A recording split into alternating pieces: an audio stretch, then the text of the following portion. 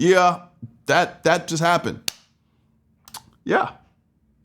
Well, now that we've got the 2024 elections behind us, kind of, we've got a lot to talk about when it comes to the Second Amendment and what it might look like over the next 4 years now that Trump is back in the driver's seat. Whether you're popping champagne or thinking about moving to a bunker with a box lifetime supply of tampons, the bottom line is this: Trump's win could have some serious implications for gun rights in this country, and I'm here to break it all down. So let's get into it. Let's start with where we are right now.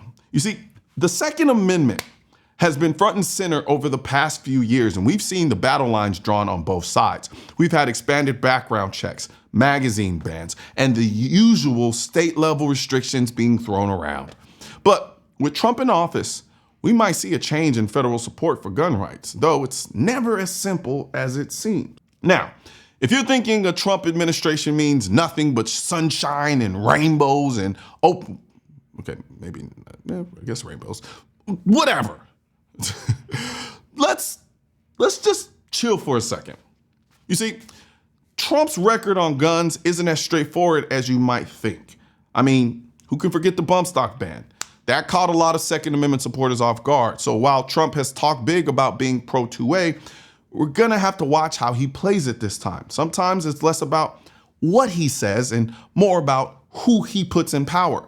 But considering that, nobody can deny Trump is the most pro 2A president this country has ever seen vocally. I mean, we're talking about a man who literally survived an assassination attempt from a civilian using an AR-15 to try to kill him, and he's still pumping his fist in the ear saying, pumping his fist in the ear. He's still pumping his fist in the air, screaming, no, people need AR-15s. The people need to be able to possess these guns. Any other person in that situation would have taken a back step, but Trump didn't. So that's got to mean something, which gives me a lot of confidence as to where Trump stands on the Second Amendment. Now, here's where things start to get interesting. The Republicans have taken the Senate, but the House still a bit up in the air as of me recording this right now. So let's break down both scenarios because they mean two very different things for the Second Amendment.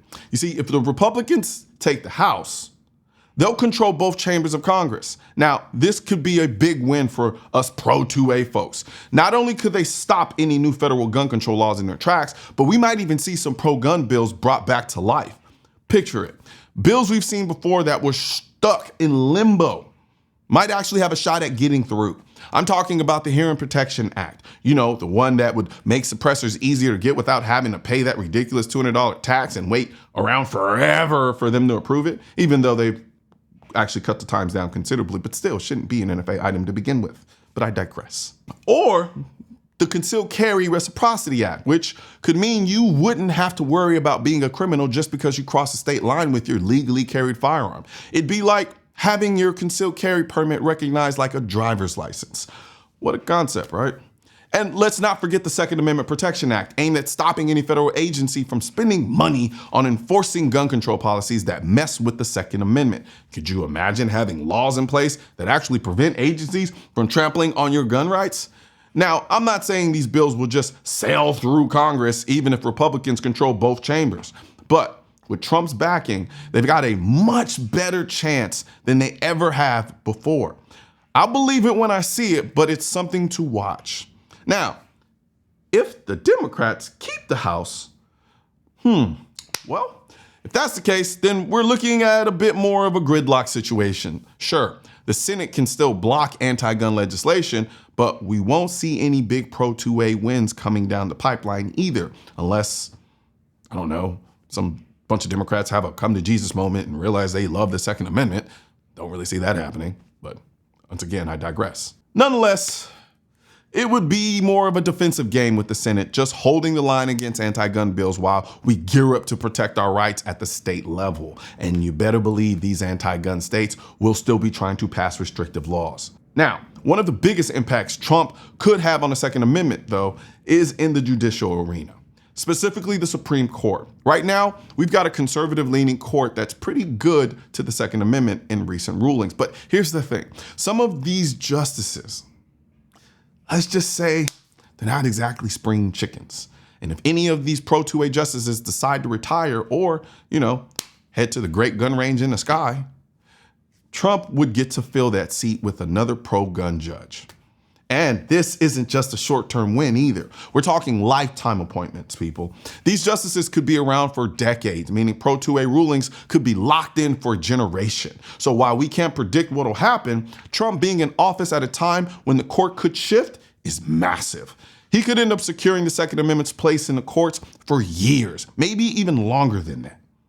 Now, on the federal level, Trump's administration could mean more protection for gun rights, at least in terms of blocking new national gun control. But don't get too comfortable because state-level battles are going to continue. In anti-gun states, lawmakers are still going to push for tighter restrictions, regardless of what happens at the federal level. So while Trump may prevent federal gun control policies from becoming law, state restrictions will still be a big part of the landscape for many Americans.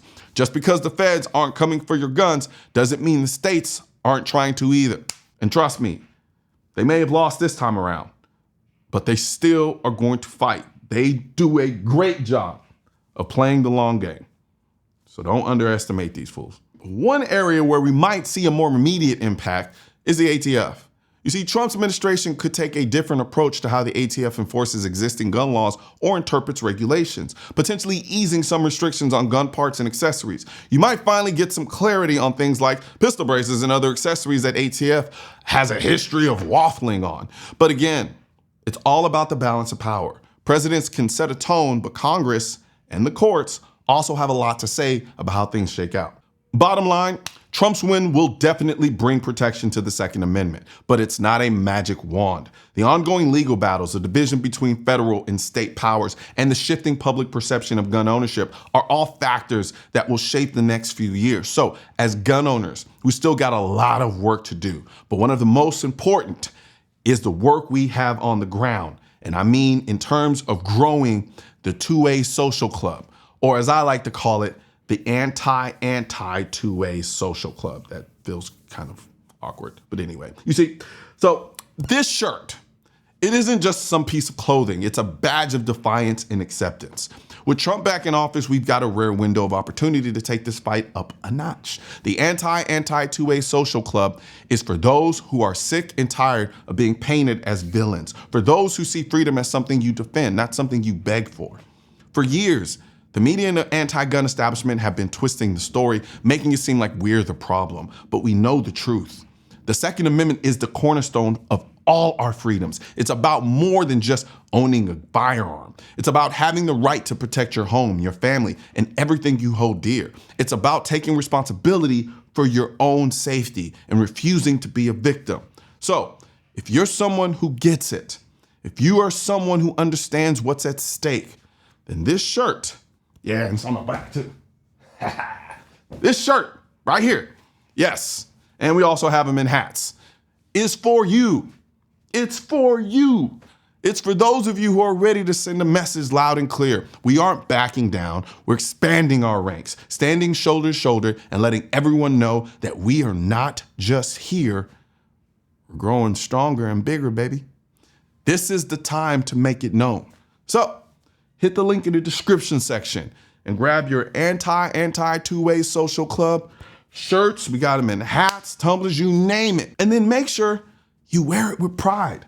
Let it be a conversation starter. Let it be a reminder that we are the last line between freedom and tyranny. The anti-2A social club isn't just a phrase, it is a declaration. So join us, be unapologetic, and help make freedom louder than it's ever been. Or if you really just want to put a suppressor on it, you can do that too. But I also want to hear from you guys. What do you think Trump's next 4 years could mean for the Second Amendment, depending on which way the House goes? Drop your thoughts in the comments below. And don't forget, like, share, subscribe to the channel, and hit the link in the description section and grab your anti-2A social club.